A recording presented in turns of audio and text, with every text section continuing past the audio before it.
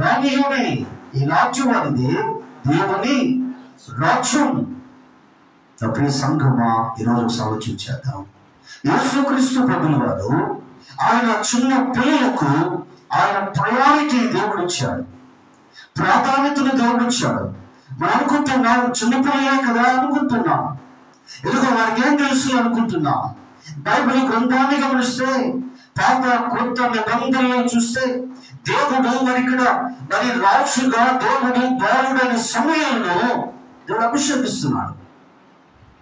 దేవుడు ప్రవక్తగా సమయంలో దేవుడు అభిషేకిస్తున్నాడు.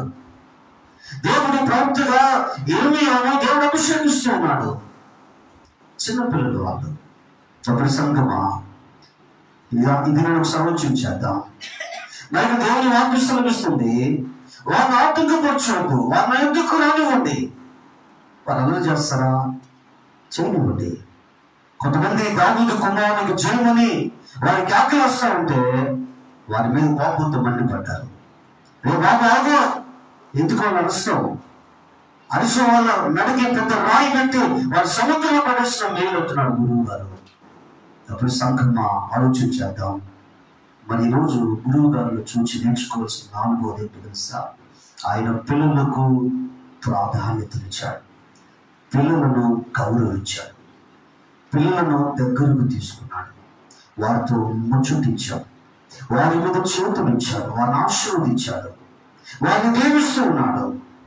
ఏదో మరి చిన్నపిల్లల ద్వారా దేవుడు గొప్ప కార్యములు చేయటానికి పిల్లలను దేవుడు ఆయన అభిషేకించడం బైబిల్లో మనం చూస్తూ ఉన్నాం. మరి ఈరోజు మరి గురువు గారు పిల్లలకు అంత ప్రయారిటీ ఇస్తూ ఉంటే శిష్యులమైన మనము ఈరోజు పిల్లల విషయమై మనం ఎలా ఉన్నాం ఆలోచించేద్దాం. ఈరోజు పిల్లల్ని సరుక్కుంటున్నాం, ఈరోజు వాళ్ళు కొనుక్కుంటున్నాం. ఒక డ్రెస్ వేసుకుంటే కామం చేస్తూ ఉన్నాం, ఒక పాత పాట నవ్వుకుంటూ ఉన్నాం. వాళ్ళకేదో వచ్చి అవి ప్రార్థన చేస్తా ఉంటే నవ్వుకుంటా ఉన్నాం. అండి ఈరోజు నా ప్రియ సంఘమా, ఈరోజు ఒకసారి ఆలోచన చేద్దాం. మరి ఈరోజు పిల్లలు చూసి ఎందుకు మరి వారిని హేళన చేస్తూ ఉన్నాం, వారి మీద జోక్స్ వేసి పగలబడి నవ్వుకుంటూ ఉన్నాం. మరి మన గురువు గారు శిష్యుల్ని కొరపడి వారు రానే ఉన్న దగ్గరికి యేసుప్రభువు వారి పిల్లల్ని ఆయన అపహాస్యం చేయలేదే, వారి మీద కామెంట్స్ చేయలేదే.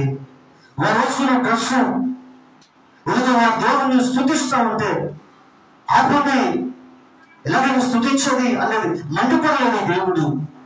అంటే యేసు అంటాడు, రానివ్వండి, ఇలాంటి వారిని పరలోక రాజ్యం, దేవుని రాజ్యం, దేవుని రాజ్యమునకు సాదృశ్యమైన చిన్న పిల్లల పట్ల నీ వ్యవహార శైలి ఎలా ఉంది?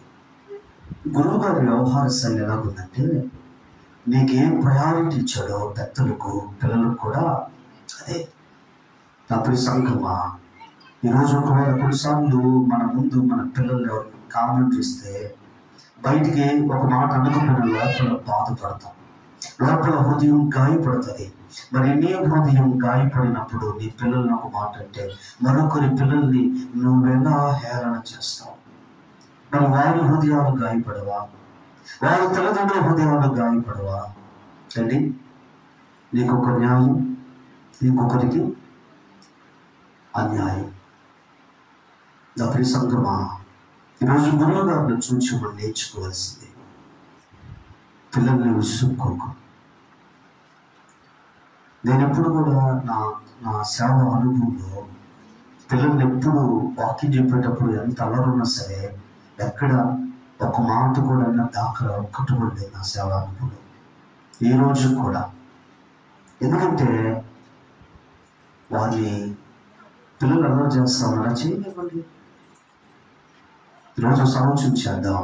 నా ప్రియ సహోదరుడా సోదరి, వారికి తెలియదు, వారి ఆ వయసు వారికి తెలియదు, వారి మనసు ఇంకా వికసించలేదు. కాబట్టి డబ్బు సంఘమా, మరి యేసుప్రభువు వారి పిల్లలకి అంత ప్రయారిటీ ఇచ్చాడు కదా, అంత గౌరవాన్ని ఇచ్చాడు కదా, వారి మీద చేతుల నుంచి వారిని ఆశీర్వదించాడు కదా.